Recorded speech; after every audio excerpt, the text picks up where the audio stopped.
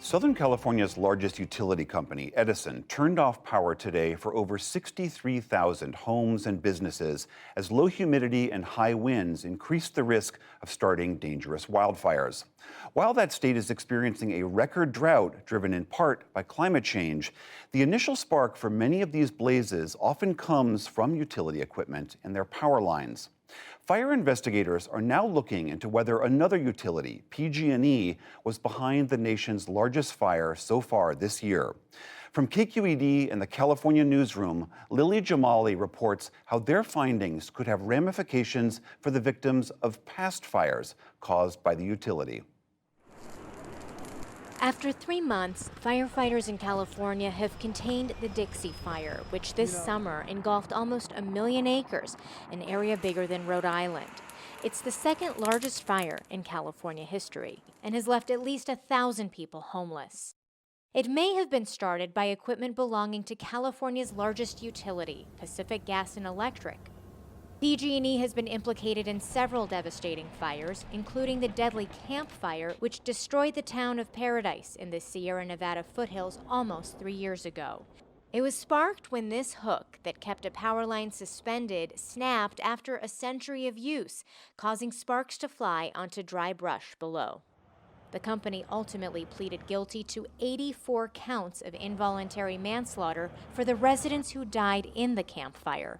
Last year, Bill Johnson, PG&E's then CEO, entered the company's pleas. I wish there was some way to take back what happened or to take away the impact, the pain that these people have suffered, but I know that can't be done. Among the tens of thousands of people who lost homes in that blaze is Terry Lindsay. Since the fire, she and her family have been crammed into one trailer after another. There were 5 people, 4 dogs, 2 guinea pigs, and a cat, all living in this motorhome. Terry escaped with her daughter, Erica, who was just 7 when they fled for their lives. Erica still struggles to talk about what happened. She was really affected. She sees a campfire, little campfire in a pit. She gets scared of the smoke. Mm-hmm. She hears sirens. She gets worried there's a fire. She is so traumatized by this, but she was my helper that day. That's what he thought. This past summer, the Lindsays were on the long list of PG&E fire survivors waiting to get paid from a controversial settlement set up as the company left bankruptcy last year. 70,000 people who lost homes, businesses, and loved ones in fires caused by the company were promised approximately $13.5 billion. But their settlement has never actually been worth that much. And today, the vast majority of them have yet to receive a dime.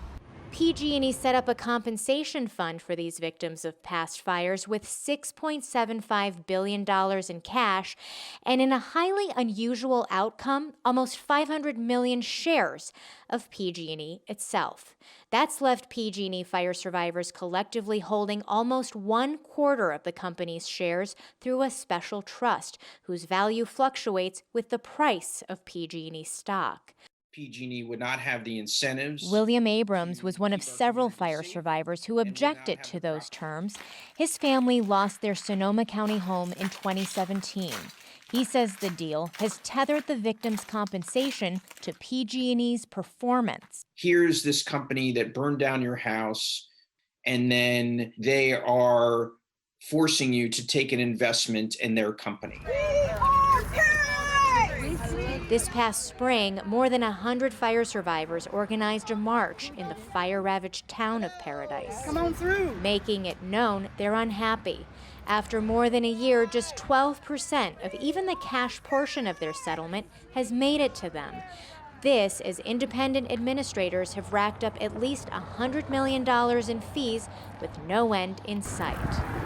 It's a trust that's set up for fire victims, yet so many months and years down the line, fire victims haven't seen much. Terry Lindsay told fellow survivors she needs cash in her hands and a roof over her head.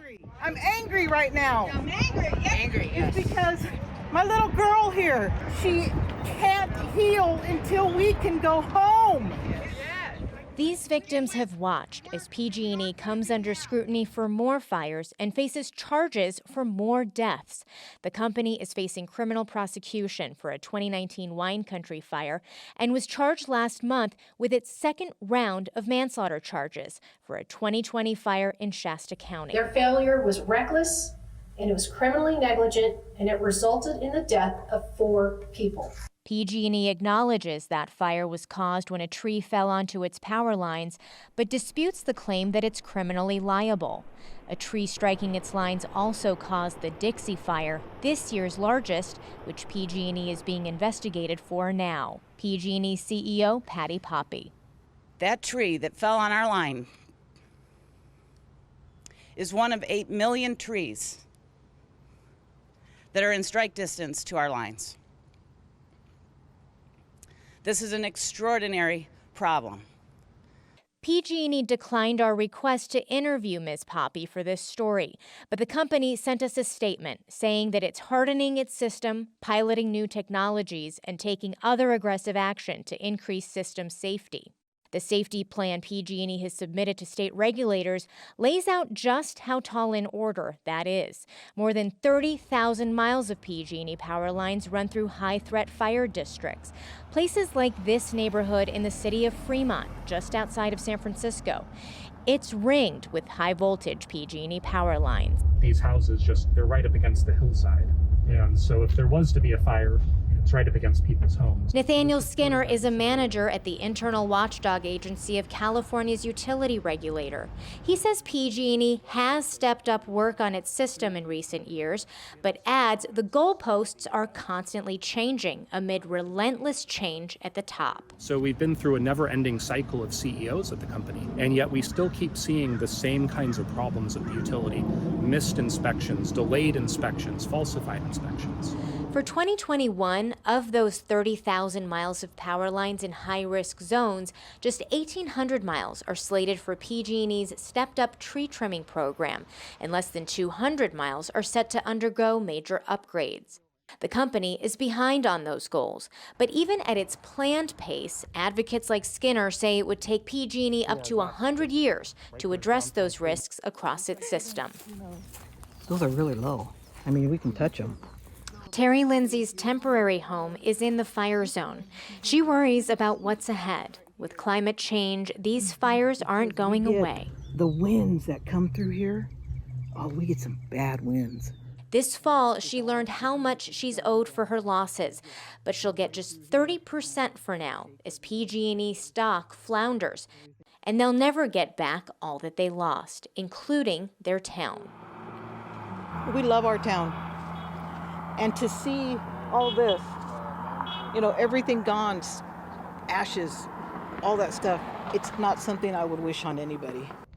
For fire survivors, promises of a safer PG&E have come too little, too late. For the PBS NewsHour, I'm Lily Jamali in Northern California.